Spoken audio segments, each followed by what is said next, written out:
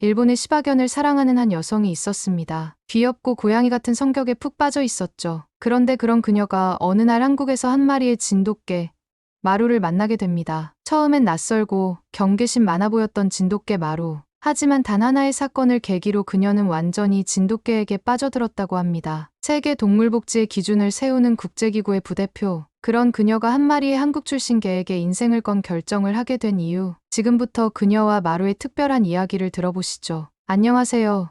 저는 엘리사 하트입니다. 국제동물보호단체 국제본부 부대표로 일하고 있지요. 제 일은 전 세계의 동물 복지 상황을 조사하고 개선하는 것입니다. 지금까지 수십 개국을 방문했고 수천 마리의 개들을 만났습니다. 그 중에서도 시바견을 가장 좋아했어요. 영리하고 독립적인 성격이 제 마음을 사로잡았거든요. 2022년 봄, 한국 보호소 실사를 위해 처음으로 한국을 방문했습니다. 솔직히 말하자면 한국의 동물 복지 수준은 제가 생각했던 것보다 훨씬 좋았어요. 예전에는 열악했다고 들었는데 최근 몇 년 사이 놀라울 정도로 개선된 부분이 있었습니다. 특히 지방 보호소들의 변화가 눈에 띄었어요. 정부의 지원이 늘어나고 시민들의 관심도 높아진 덕분이라 생각합니다. 저는 항상 제 시바견 루비와 함께 출장을 다닙니다. 루비는 작고 활발한 아이로 항상 제 곁을 지키며 새로운 환경에 적응하는 데 도움을 주었지요. 밝은 갈색 털과 장난기 가득한 눈빛이 매력적인 아이랍니다. 전주에 있는 보호소를 방문했을 때도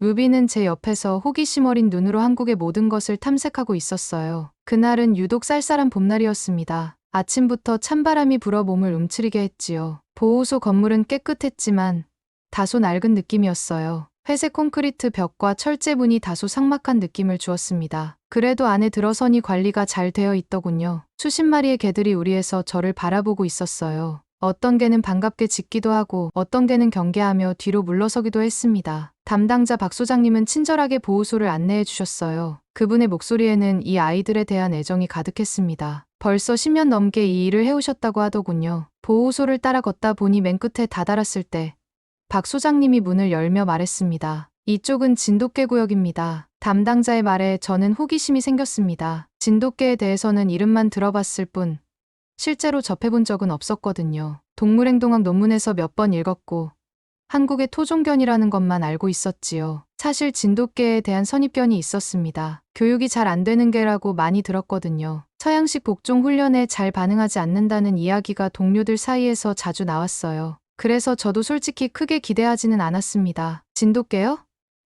잘 따르지 않는 개라고 들었는데요. 제가 물었더니 박 소장님은 미소를 지으며 고개를 저었습니다. 그분의 얼굴에 자부심이 느껴졌어요. 그건 오해입니다. 진돗개는 복종하는 개가 아니라 이해하는 개죠. 주인의 명령을 무조건 따르기보다는 상황을 판단하고 행동합니다. 그래서 가끔 고집이 세다고 오해받기도 하지만 사실은 지능이 높아서 그런 거예요. 그 말이 무슨 뜻인지 그때는 잘 이해하지 못했습니다. 동물행동학 전문가로서 모든 개는 결국 같다는 생각을 가지고 있었거든요. 품종마다 특성이 있지만 기본적인 행동 원리는 비슷하다고 여겼지요. 하지만 곧 제 생각이 얼마나 편협했는지 알게 될 줄은 몰랐습니다. 진돗개 구역에 들어서자 10마리 정도의 진돗개가 보였습니다. 황갈색, 검정색, 호랑이 무늬 등 다양한 털색을 가진 아이들이었어요. 대부분의 개들이 흥분해서 짖거나 우리 앞으로 달려왔습니다. 루비도 그들에게 맞짖으며 흥분했지요. 분위기가 다소 어수선해졌습니다. 그런데 유독 한 마리만 조용히 앉아 저를 바라보고 있었어요. 가장 안쪽 우리에 있던 그 개는 소란에 전혀 동요하지 않았습니다. 저 아이는 왜 짖지 않나요?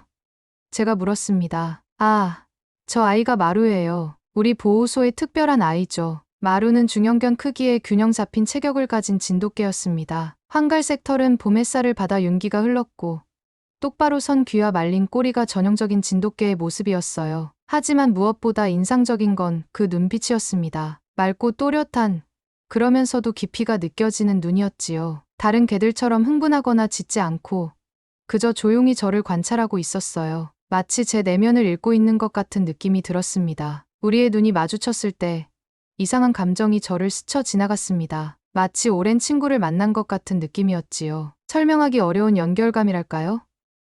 마루의 눈에는 지혜로움과 따뜻함이 공존하고 있었어요. 그 순간 저는 단순히 한 마리의 개를 보고 있는 것이 아니라는 느낌이 강하게 들었습니다. 한 마리의 개가 아니라 깊은 내면을 가진 존재와 마주하고 있다는 느낌이었지요. 이 아이는 왜 이렇게 조용한가요?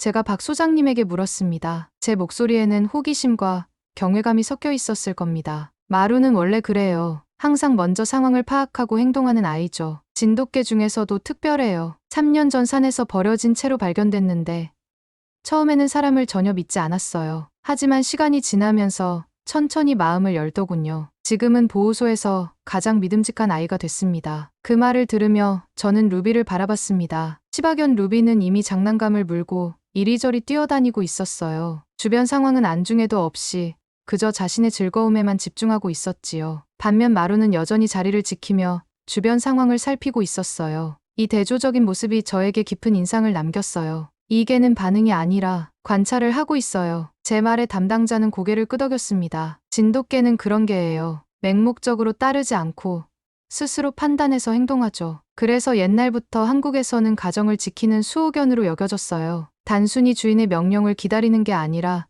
스스로 집을 지키고 가족을 보호할 줄 아는 아이들이니까요. 그 말을 들으며 저는 생각했습니다. 이런 식의 개 행동은 서양의 행동학으로는 설명하기 어렵다. 지금까지 제가 배우고 가르쳤던 건 훈련된 반응이 전부였거든요. 하지만 마루의 행동은 조건반사가 아닌 사고에 가까웠습니다. 이건 정말 흥미로운 발견이었어요. 박 소장님의 허락을 받아 저는 마루의 우리 문을 열었습니다. 마루는 천천히 나와 주변을 살폈어요. 루비가 호기심에 마루에게 다가가자 마루는 잠시 루비를 관찰하더니 부드럽게 인사를 나눴습니다. 공격성이나 경계심 없이 그저 평화롭게 새로운 만남을 받아들이는 모습이었지요. 보호소를 둘러보던 중 갑자기 소란이 일어났습니다. 옆 구역에 있던 한 마리의 대형견이 우리에서 다른 개들을 위협하고 있었어요. 그 개는 과거에 학대받은 이력이 있어 공격적인 성향을 보인다고 했습니다. 작은 개들은 겁에 질려 지저대고 몇몇은 구석으로 도망쳤습니다. 관리인들은 급히 뛰어갔지만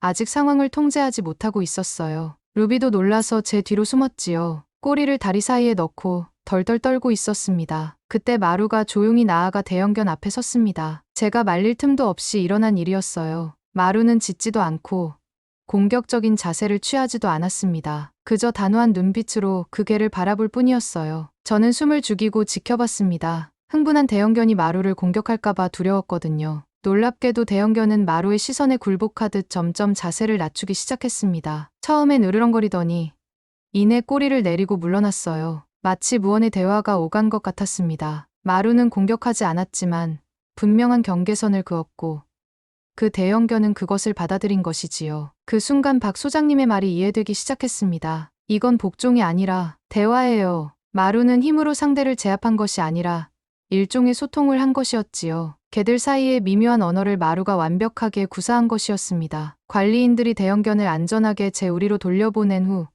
소란은 진정되었습니다. 박 소장님은 마루의 등을 쓰다듬으며 고마워했어요. 마루가 없었다면 더 큰 사고가 났을 거예요. 이런 일이 처음이 아니랍니다. 그 말을 들으니 마루가 보호소에서 어떤 역할을 하고 있는지 짐작이 갔습니다. 소란이 진정된 후 저는 마루가 한쪽 구석에 웅크리고 있는 작은 강아지 곁으로 가는 것을 발견했습니다. 그 강아지는 아까 소란 중에 다친 것 같았어요. 앞발을 약간 절뚝거리고 있었지요. 마루는 그 강아지 옆에 조용히 누워 마치 보호하듯 지키고 있었습니다. 가끔 부드럽게 강아지의 머리를 핥아주기도 했어요. 그 모습은 마치 어미개가 새끼를 돌보는 것처럼 자연스럽고 따뜻했습니다. 반면 시바견 루비는 그런 상황에 전혀 관심이 없었어요. 자기 사료만 챙기며 다른 개들과 어울리지 못하고 지저대고 있었지요. 항상 사교적이라 생각했던 루비가 실제로는 다른 개들과 깊은 유대를 형성하지 못한다는 사실이 새삼 눈에 들어왔습니다. 저는 그 모습을 보며 생각했습니다. 모든 개는 같다고 믿었던 제 오랜 관념이 흔들리기 시작했어요. 마루는 단순한 반려동물이 아니라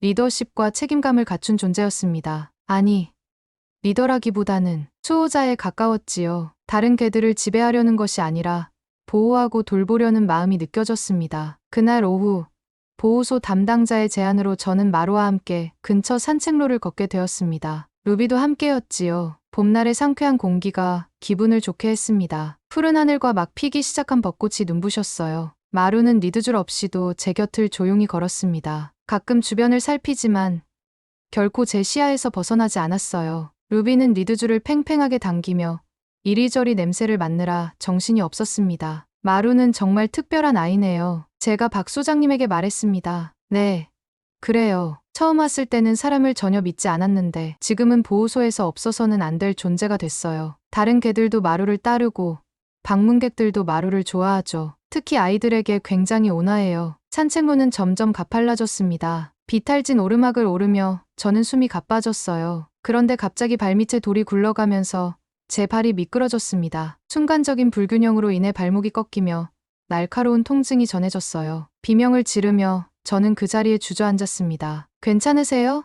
박 소장님이 걱정스럽게 물었습니다. 발목을 삐었나 봐요. 움직이기가 좀 힘드네요. 제가 얼굴을 찌푸리며 대답했습니다. 갑작스러운 통증에 당황한 루비는 놀라서 짖으며 이리저리 뛰더니 어느새 시야에서 사라졌습니다. 너무 흥분한 나머지 주변 숲으로 달려간 것이었어요. 박 소장님이 루비를 찾으러 가겠다며 잠시 자리를 비웠습니다. 하지만 마루는 달랐어요. 루비와 달리 마루는 곧바로 제 곁에 앉아 상황을 파악했습니다. 걱정스러운 눈빛으로 저를 바라보며 가끔 제 발목 쪽을 살폈어요. 저는 통증으로 인해 움직이기가 힘들었지만 마루의 존재가 이상하게도 안정감을 주었습니다. 제가 고통의 얼굴을 찌푸리자 마루는 제 자켓 주머니에서 살짝 보이는 핸드폰에 시선을 줬습니다. 마치 전화해야 해요 라고 말하는 것 같았지요. 더 놀라운 건 제가 움직이기 힘들어하자 마루가 제 주머니에서 핸드폰을 조심스럽게 물어 꺼냈습니다. 누가 가르친 행동이었을까요?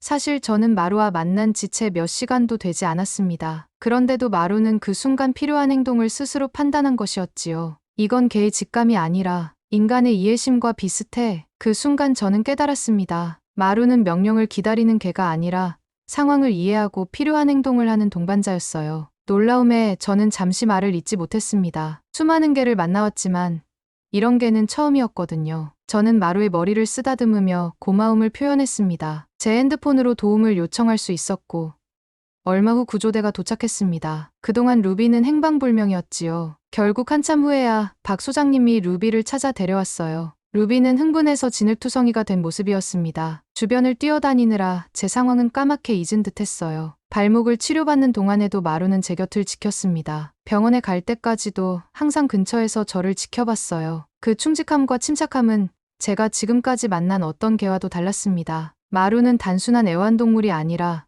진정한 반려자였어요. 그날 밤 숙소로 돌아가면서 저는 계속해서 마루를 생각했습니다. 한 마리의 개가 이렇게 깊은 인상을 남긴 적은 없었지요. 발목의 통증은 며칠 후 사라졌지만 마루에 대한 생각은 사라지지 않았습니다. 오히려 더 강해졌고 다시 보호소를 방문해 마루를 만나기로 결심했습니다. 이번에는 더 특별한 만남이 기다리고 있다는 것을 그때는 알지 못했지요. 방문날 저는 전주 시내에 있는 한 초등학교 앞을 지나가게 되었습니다. 아이들이 모여있는 모습이 인상적이었습니다. 한국의 아이들은 서양 아이들보다 훨씬 더 질서정연해 보였어요. 마침 학교 시간이라 아이들이 줄지어 나오고 있었습니다. 활기찬 웃음소리와 제잘거림이 거리를 채우는 평화로운 오후였어요. 초등학교 앞에는 노란 깃발을 든 교통안전 도우미들이 서 있었습니다. 따스한 봄 햇살 아래 일상의 평화로운 모습이 펼쳐지고 있었지요. 박 소장님의 제안으로 오늘은 마루를 데리고 나왔는데 이게 얼마나 중요한 결정이었는지 곧 알게 되었습니다. 박 소장님은 마루가 외부 환경에 어떻게 반응하는지 보여주고 싶어 했어요. 루비도 함께였습니다. 루비는 언제나처럼 활발하게 이리저리 냄새를 맡으며 주변을 탐색하고 있었지요. 학교 앞 횡단보도에서 우리는 잠시 발걸음을 멈췄습니다. 저와 박 소장님, 그리고 마루와 루비까지 4명이 함께 아이들의 학교 모습을 지켜보고 있었어요. 그때였어요. 시간이 느려지는 듯한 순간이 찾아왔습니다. 건너편 편의점 앞에서 묶여있던 대형견 한 마리가 갑자기 목줄을 풀고 뛰쳐나왔습니다. 그 개는 갈색과 검은색이 섞인 커다란 개체로 나중에 알고 보니 로트와일러 혼종견이었어요. 입막의 착용 대상 맹견이었는데 주인이 잠시 가게에 들어가면서 관리가 소홀했던 거지요. 그 개는 갑자기 자유를 얻자 흥분한 상태로 공격적인 자세를 취하며 눈앞에 있던 초등학생 한 명을 향해 달려들었습니다. 그 아이는 작고 연약해 보이는 여자아이였어요. 분홍색 가방을 메고 막 학교를 나서던 참이었습니다. 아이는 달려오는 개를 보고 그 자리에 얼어붙었어요. 아마 공포로 몸이 굳어버린 것 같았습니다. 주변에 있던 다른 아이들과 학부모들도 순식간에 일어난 일에 대응할 겨를이 없었지요. 모든 일이 순식간에 일어났어요. 사람들의 비명소리, 아이의 울음소리, 개 짖는 소리가 뒤섞였습니다. 저는 그 자리에 얼어붙었어요. 순간적으로 두려움이 밀려왔고 몸이 움직이지 않았습니다. 전문가임에도 불구하고 위급한 상황 앞에서 몸이 반응하지 않았어요. 머릿속으로는 달려가야 한다고 생각했지만 다리는 말을 듣지 않았습니다. 루비는 그 모습에 겁을 먹고 낑낑거리며 도망쳤습니다. 제 다리 뒤로 숨어 떨고 있었어요. 제 곁을 지킨다고 생각했던 루비가 위기 상황에서는 그저 겁에 질린 평범한 개에 불과했던 거지요. 하지만 마루는 달랐어요. 제가 정신을 차리기도 전에 마루는 화살처럼 그 자리를 박차고 나아갔습니다. 마루의 몸에서 뿜어져 나오는 에너지가 느껴질 정도였어요. 순간 제 심장이 멎는 것 같았습니다. 마루가 공격당할 수도 있다는 두려움이 엄습했거든요. 대형견과 싸우다가 크게 다칠 수도 있었습니다. 저는 마루, NO! 라고 외쳤지만 마루는 이미 멀어져 있었어요. 하지만 마루는 제가 예상했던 것과는 다른 행동을 했습니다. 맹견을 향해 정면으로 공격하지는 않았어요. 대신 어린 아이 앞에 서서 자신의 몸으로 아이를 감싸한 듯 보호했습니다. 마루의 등은 곧게 펴져 있었고 귀는 쫑긋 세워져 있었어요. 맹견이 달려들자 마루는 방어 자세를 취하며 아이를 지켰습니다. 짧은 몸싸움이 벌어졌고 그 과정에서 맹견의 이빨이 마루의 어깨를 핥히었어요. 마루의 황갈색 털에 붉은 핏자국이 번졌습니다. 하지만 마루는 조금도 물러서지 않았어요. 오히려 더 단호하게 아이를 지켰습니다. 그 모습은 마치 영화 속 한 장면 같았어요. 작은 진돗개가 커다란 맹견에 맞서 약한 존재를 지키는 모습. 저는 그 순간을 평생 잊지 못할 겁니다. 마루의 용기와 결단력, 그리고 희생정신이 빛나는 순간이었거든요. 다행히 주변에 있던 학부모들이 빨리 상황을 통제했고 맹견은 제압되었습니다. 개 주인도 급히 나와 사과하며 상황을 수습했지요. 아이는 겁에 질려 울고 있었지만 다치지는 않았어요. 모두가 마루 덕분이라고 했습니다. 무슨 개가 망설이지도 않고 뛰어들어 자기보다 훨씬 큰 개한테 학부모로 보이는 한 여성이 감동한 목소리로 말했습니다. 그녀의 눈에는 눈물이 고여 있었어요. 위험에 처한 아이를 위해 지 몸을 던진 거예요. 이런 개는 처음 봤어요. 다른 목격자들도 마루의 행동에 감탄했습니다. 그 순간 마루는 단순한 유기견이 아니라 영웅이 되었습니다. 저는 그 장면을 잊을 수 없습니다. 마루는 훈련받은 구조견도 아니었어요. 그저 보호소에서 생활하던 평범한 진돗개였지요. 특별한 훈련을 받은 적도 없었지만 그 순간 마루는 본능적으로 약한 존재를 지켜야 한다고 판단했어요. 그것도 자신의 안전을 뒤로한 채 말이지요. 저는 서둘러 마루에게 달려갔습니다. 마루의 어깨 상처는 생각보다 깊어 보였어요. 피가 계속 흘러내리고 있었습니다. 저는 급히 손수건을 꺼내 상처를 누르며 지혈을 시도했습니다. 마루는 아픔에도 불구하고 조용히 저를 바라보고 있었어요. 큰 소리도 내지 않고 낑낑거리는 모습에 마음이 아팠습니다. 박 소장님이 급히 차를 몰고 와서 마루를 동물병원으로 데려갔습니다. 저는 마루와 뒷좌석에 앉았어요. 마루의 온기가 제 품에 전해졌고 그 심장박동이 느껴졌습니다. 그 순간 이 작은 생명체와 저 사이에 특별한 연결고리가 생긴 것을 느꼈어요. 동물병원은 전주 시내 중심부에 위치한 현대적인 시설이었습니다. 마루의 상처를 보고 의사 선생님은 즉시 응급처치를 시작했어요. 엑스레이 검사 결과 다행히 뼈는 다치지 않았지만 어깨 근육이 꽤 깊게 찢어졌습니다. 봉합수술과 항생제 치료가 필요했지요. 이 아이 참 대단한 개네요. 수의사가 말했습니다. 이 정도 상처를 입고도 이렇게 침착하다니. 일반적인 개라면 공포와 고통으로 진정이 안 됐을 거예요. 수술은 1시간이 훌쩍 넘게 걸렸습니다. 저는 대기실에서 초조하게 기다렸어요. 루비는 박 소장님과 함께 보호소로 돌아갔고 저 혼자 남아 마루를 기다렸습니다. 그 시간 동안 저는 많은 생각을 했어요. 이 아이는 누구인가?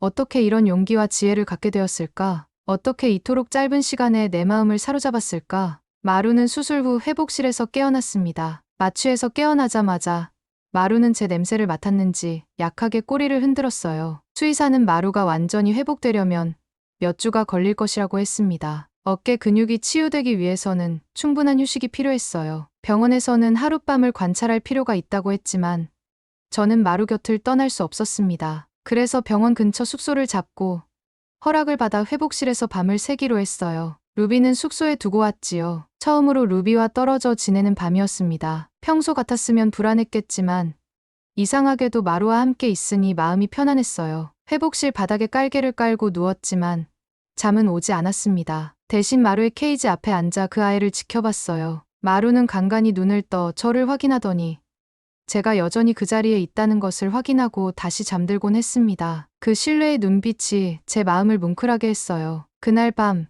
저는 케이지 문을 열고 손을 넣어 마루의 머리를 부드럽게 쓰다듬었습니다. 마루의 따뜻한 숨결이 제 손에 느껴졌어요. 저는 그때 결심했습니다. 이 아이를 보호소에 그냥 둘 수 없다고 말이에요. 마루는 특별한 목적을 위해 제 삶에 들어온 것 같았습니다. 제가 이 아이를 선택한 게 아니라 이 아이가 저를 선택했어요. 며칠 뒤 마루의 상태는 놀랍도록 호전되었습니다. 수의사도 마루의 회복력에 놀랐어요. 보통 이런 심한 상처는 회복에 더 오래 걸리는데 마루는 이미 자리에서 일어나 움직이려 했거든요. 물론 아직 완전한 회복까지는 시간이 필요했지만 생명력이 넘치는 모습이었습니다. 저는 박 소장님에게 전화해 마루를 입양하고 싶다고 말했습니다. 미국으로 데려가 함께 살고 싶다고요. 전화기 너머로 박 소장님의 놀라움과 기쁨이 전해졌습니다. 그러나 동시에 현실적인 문제들도 언급하셨어요. 국제 입양은 절차가 복잡해요. 특히 미국은 동물 검역이 엄격하고요. 그리고 마루가 완전히 회복될 때까지 기다려야 할 거예요. 박 소장님의 말씀대로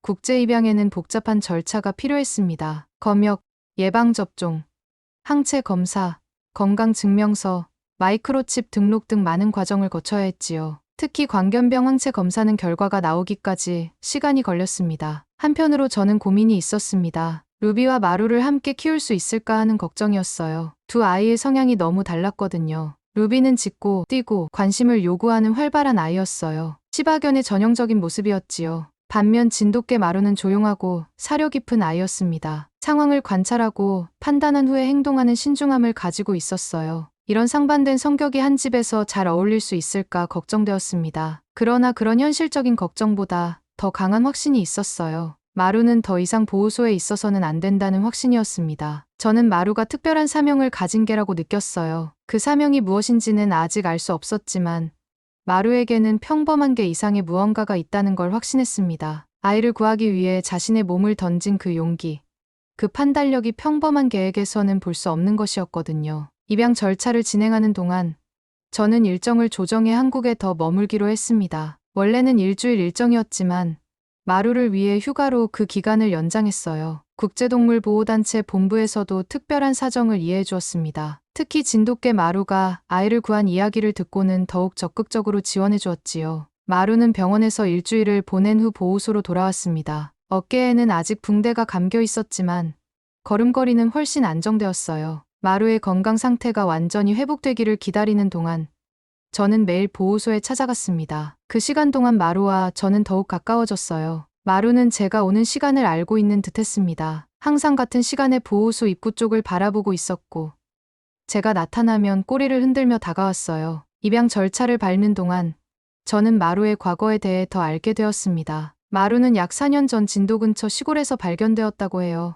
주인은 알 수 없었고 숲속에서 홀로 생활하다가 발견된 것이었습니다. 처음에는 사람에 대한 불신이 심했지만 시간이 지나면서 천천히 사람들과 소통하는 법을 배웠다고 합니다. 보호소에 온 지 약 3년이 되었고 그동안 여러 번 입양 기회가 있었지만 매번 마루는 마지막 순간에 입양이 취소되었다고 해요. 마치 누군가를 기다리고 있는 것처럼 말이지요. 어쩌면 저를 기다리고 있었던 건 아닐까요? 5주간의 준비 끝에 마침내 모든 절차가 완료되었습니다. 마루의 건강증명서, 검역증명서, 마이크로칩 등록, 항체 검사 결과 모두 통과했어요. 미국 입국에 필요한 모든 서류가 준비되었고 이제 마루는 공식적으로 미국으로 갈 준비가 되었습니다. 비행기 운송을 위한 특별 캐리어도 주문했지요. 출국 당일 저는 마루를 위한 특별한 운송 상자를 준비했습니다. 마루가 편안하게 여행할 수 있도록 최대한 배려했어요. 담요, 물통, 좋아하는 장난감까지 넣어두었습니다. 루비는 이미 며칠 전 동료와 함께 먼저 미국으로 돌아갔지요. 혼자 남은 루비가 걱정되기도 했지만 마루를 데려가야 한다는 확신이 더 강했습니다. 보호소를 떠나는 날, 직원들과 자원봉사자들이 모두 나와 마루를 배웅했습니다. 마루는 이곳에서 많은 사랑을 받았던 게 분명했어요. 그들 모두가 마루를 안아주고 쓰다듬어주고 작별 인사를 건넸습니다. 어떤 분들은 눈물을 훔치기도 했어요. 인천공항에서 마루와 헤어져야 했습니다. 국제선 반려동물 운송은 화물칸을 통해 이루어지기 때문이에요. 마루를 떠나보내는 것이 걱정되었지만 항공사 직원분들이 마루를 특별히 신경 써주신다는 말씀에 조금은 안심이 되었습니다. 걱정 마세요. 진돗개는 참 대단한 개예요. 긴 비행도 잘 견딜 겁니다. 항공사 직원의 말이 저를 위로해 주었어요. 14시간의 긴 비행 시간 동안 저는 마루가 걱정되어 잠을 이루지 못했습니다. 수많은 걱정이 머릿속을 맴돌았어요. 드디어 뉴욕 JFK 공항에 도착했습니다. 수화물을 찾고 나서 반려동물 인수구역으로 서둘러 갔어요. 가슴이 두근거렸습니다. 마루가 비행을 잘 견뎌냈을까 하는 걱정과 함께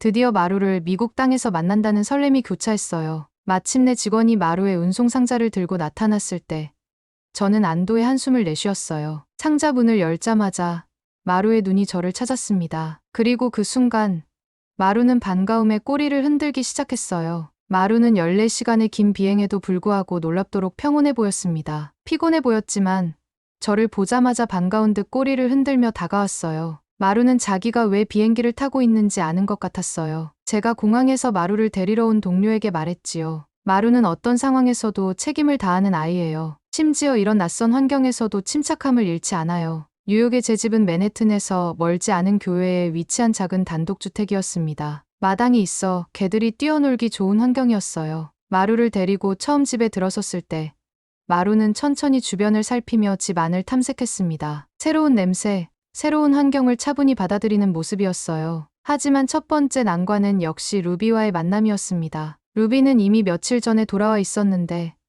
처음에 자기 영역에 침입한 마루에게 심한 경계심을 보였어요. 짖고 으르렁거리며 자신의 존재감을 과시했지요. 특히 제가 마루에게 관심을 보일 때마다 질투하는 모습을 보였습니다. 그런데도 마루는 여전히 침착했습니다. 루비에게 위협적인 행동을 보이지 않고 천천히 적응할 시간을 줬어요. 루비가 짖을 때도 대응하지 않고 그저 조용히 있었습니다. 가끔 루비에게 장난감을 양보하기도 하고 루비가 먼저 밥을 먹게 하기도 했지요. 마루의 이런 양보가 루비에게는 오히려 혼란을 주는 듯했습니다. 자신의 영역을 주장하는 데 익숙했던 루비에게 마루의 평화로운 공존 방식은 새로운 경험이었을 테니까요. 하지만 결국 두 아이의 성향 차이는 분명했고 초기에는 함께 지내는 것이 쉽지 않았습니다. 루비는 계속해서 마루를 향해 공격적인 행동을 보였고 마루는 그런 상황에서 제 뒤로 물러나 조용히 기다렸어요. 저는 둘 사이의 갈등이 줄어들기를 바랐지만 현실적으로는 어려워 보였습니다. 결국 두 아이는 분리 사육을 하기로 했습니다. 집 안에서 서로 다른 공간을 사용하게 했지요. 다행히 제 집은 충분히 넓었기에 가능했습니다. 1층은 루비의 공간,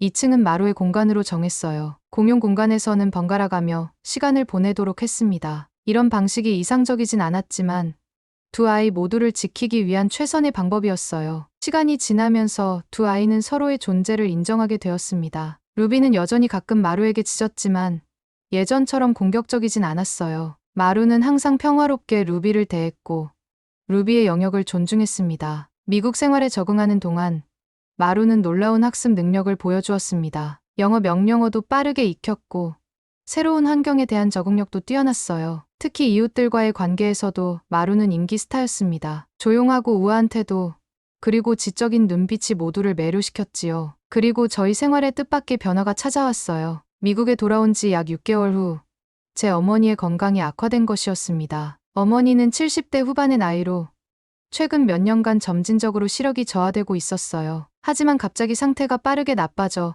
거의 앞을 볼 수 없게 되셨습니다. 의사는 노화로 인한 황반변성이라고 진단했지요. 어머니는 평생 독립적인 여성이셨습니다. 교사로 일하셨고 은퇴 후에도 활발하게 사회활동을 하셨어요. 그런데 시력 상실로 인해 일상생활에 큰 제약이 생겼습니다. 혼자 산책도 못하게 되셨고 읽고 쓰는 것도 어려워지셨어요. 이로 인한 정신적 불안감도 커졌습니다. 독립적인 생활이 어려워져 활동 범위가 집 안으로 제한되었지요. 어머니는 결국 제 집 근처로 이사 오셨습니다. 제가 더 자주 돌볼 수 있도록 말이에요. 그러나 어머니는 여전히 자신의 독립성을 유지하고 싶어 하셨고 저는 어머니를 도울 방법을 고민했습니다. 서비스견을 고용하는 것도 생각해봤지만 대기 시간이 너무 길었어요. 놀랍게도 마루가 자연스럽게 그 역할을 맡았습니다. 어느 날 어머니가 저희 집에 방문했을 때였어요. 마루가 제 어머니 곁에 조용히 앉아있는 모습을 발견했습니다. 어머니가 방 안에서 움직일 때마다 마루는 곁에서 어머니의 움직임을 살피고 있었어요. 어머니가 길을 헤매면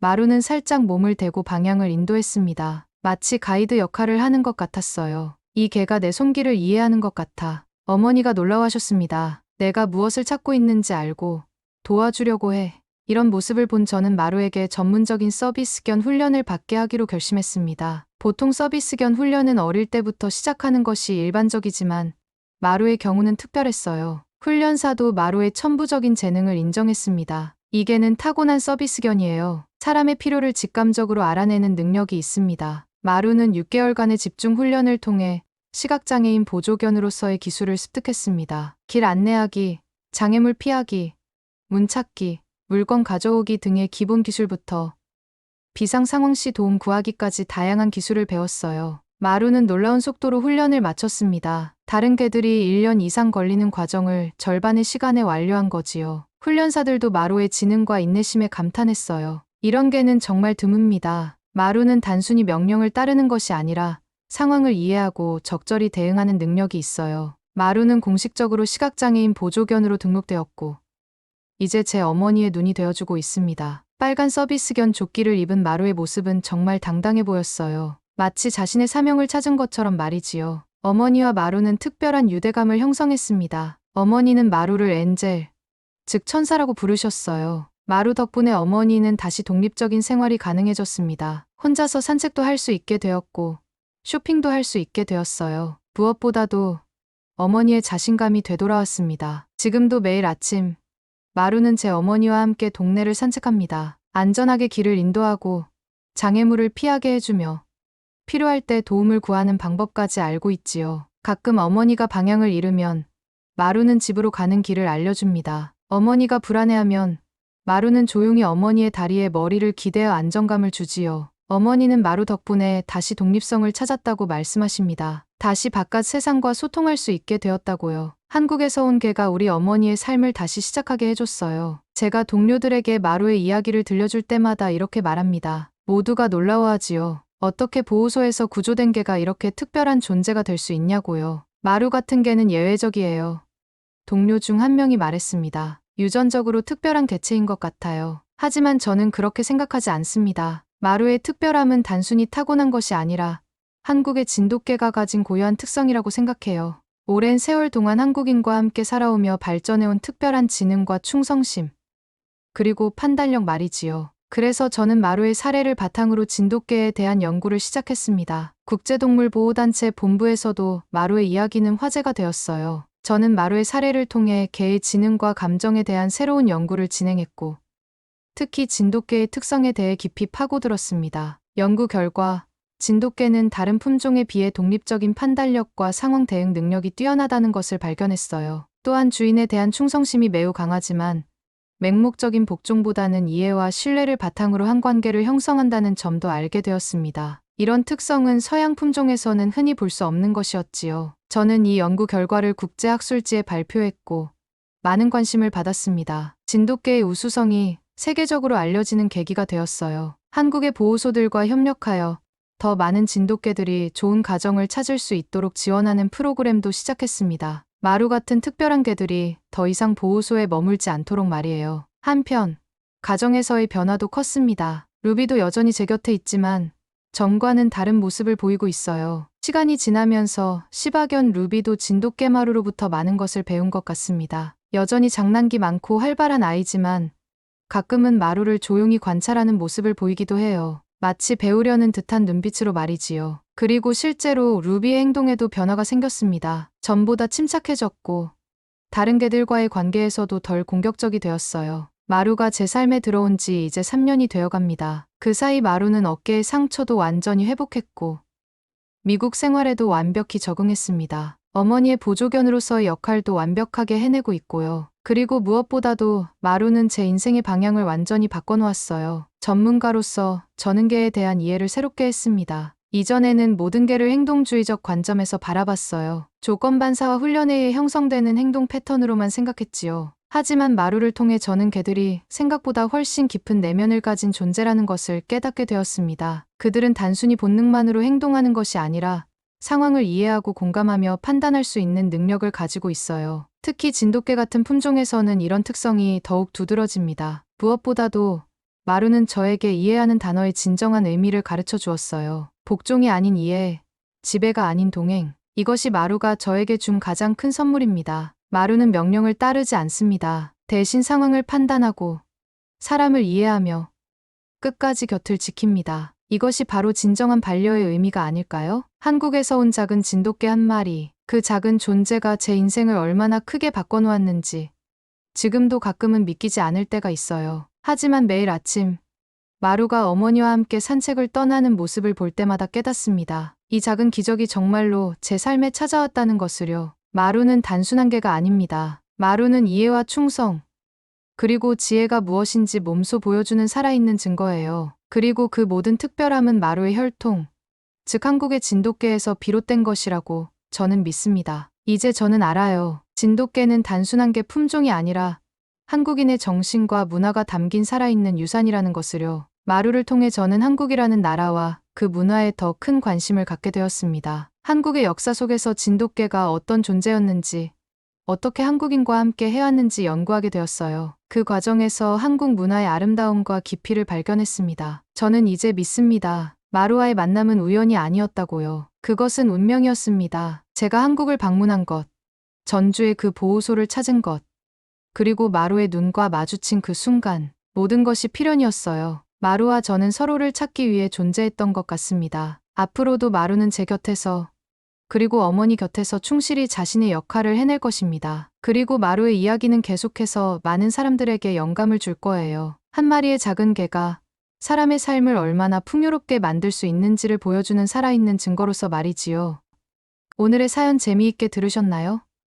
수많은 개들을 만나온 엘리사 하트. 하지만 그녀의 기준을 무너뜨린 건 단 한 마리의 진돗개 마루였습니다. 마루는 단순히 명령을 따르지 않았습니다. 대신 상황을 판단하고 사람을 이해하며 끝까지 곁을 지켰습니다. 지금도 뉴욕의 어느 골목에서 마루는 말없이 엘리사의 어머니를 인도하고 있습니다. 그 걸음에는 한국인의 정서가, 그 충성심에는 대한민국의 품격이 담겨 있습니다. 진돗개는 대한민국이 낳은 가장 지혜롭고 충직한 친구입니다. 다음에도 더 따뜻한 사연으로 찾아뵙겠습니다. 구독, 좋아요를 눌러주시면 더 좋은 이야기를 만들 큰 힘이 됩니다. 오늘도 감사합니다. 힘찬 하루 되세요.